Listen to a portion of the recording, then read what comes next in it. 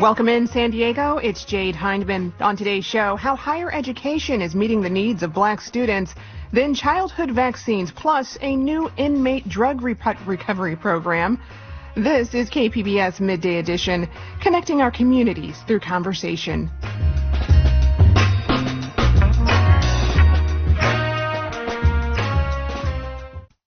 In early December, a statewide board named 31 California colleges black-serving institutions, or BSIs.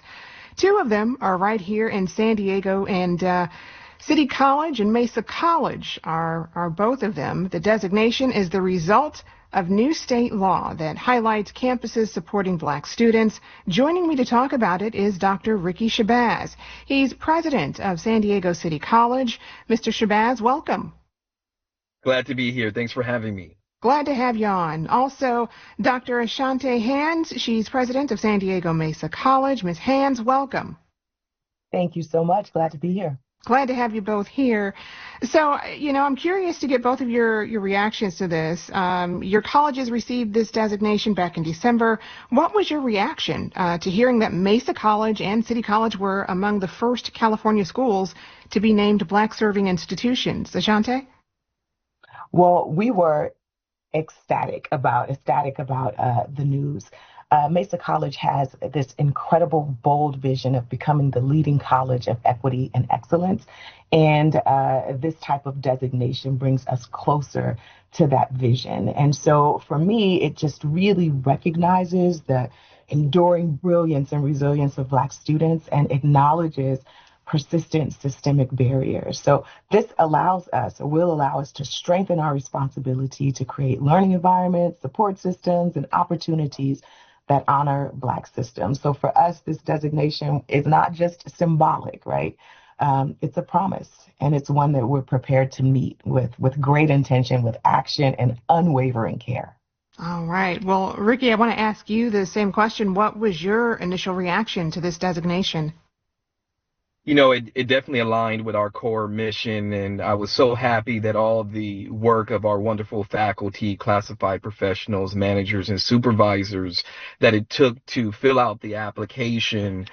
City College, being one of the oldest community colleges in the state and in the nation, has a long history, tradition of supporting all students, but certainly Black students, with our population nearing nearly 14% and our employee population nearly mirroring the number of Black students at 12 to 14%. It really did do what Ashanti has already said. It delivers. It holds us accountable to a promise that everyone who comes to our college deserves support and access to the middle class and beyond. Yeah. So, Ashante, the BSI designation, it's born out of a new law, and that was Senate Bill 1348. What can you tell me about that law and its main objectives?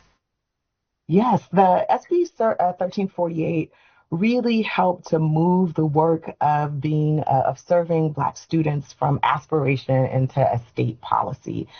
What the law does is it recognizes institutions that demonstrate intentional, data-driven commitment to Black student success. So it's more than access, it's about outcomes. And so this honors and recognizes the work that the 33 institutions have already been doing to serve and support their Black students. But what it does is allows us to strengthen institutional accountability around this area.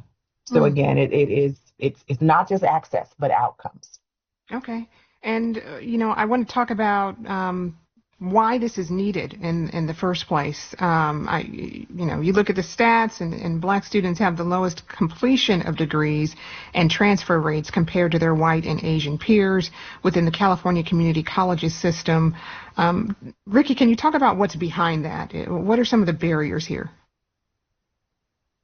The challenge is multifaceted in a sense that community colleges really are positioned to work with our colleagues at the K through 12 and our colleagues at the four-year institutions to create this pipeline not for just Black students, but all students. But in this case, the topic being Black students, we know that the majority of Black students nationally start at a community college. That's where they get their first taste of higher education. And so, keeping with this notion of a promise, there is a very real need to meet the expectations, the needs, the desires of our Black students so that they can matriculate not only to other systems of higher education, but be prepared to go in to the workforce and above livable, high demand careers. And so this designation allows us to focus more strategically on the outcomes, as Dr. Hans has said, to ensure that our Black students are thriving much like any other students on our campus.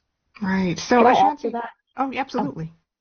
Yeah, because you started off and you were sharing some of the data, statistics on Black academic success. And from that, I think what you can tell is that the challenge facing our Black students is not a lack of talent or aspiration or ability. It really is about unequal opportunity that has been shaped through systems and structures. So from under-resourced schools, racialized wealth gaps to higher education systems that aren't originally designed for Black students or with Black students in mind. And so this is important because it addresses those barriers that show up in persistence for students who have experienced all kinds of, negative impact or structures.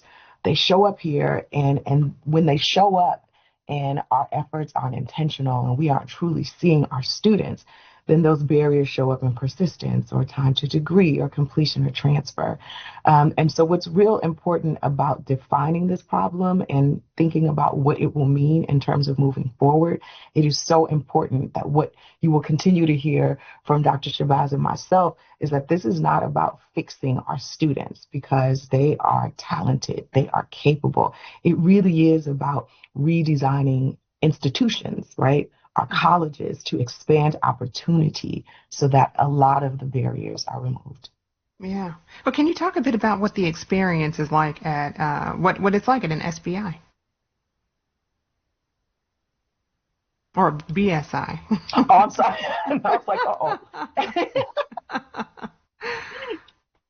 Well, we just received this designation, so I can tell you what it has been for our students. And Dr. Shabazz mentioned the numbers, and I just want to share that at Mesa College, about 7% of our students, or just a little over 2,100 student learners, identify as Black, and for us, that very closely mirrors the population or the community that we serve.